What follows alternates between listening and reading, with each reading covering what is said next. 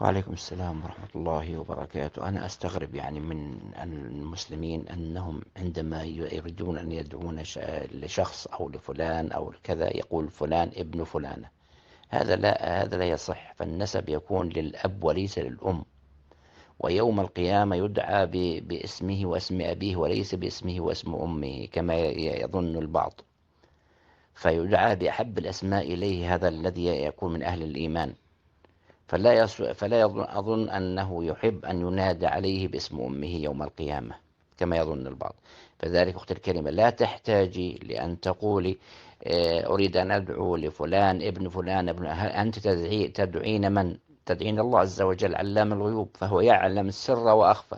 فمجرد نيتك في قلبك ودعوتي لفلان انتهى، الله عز وجل يسجلها عنده.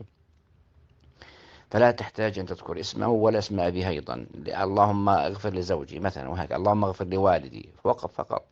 لا تحتاج أن تسمي لا أبيه ولا أمه، والله أعلم.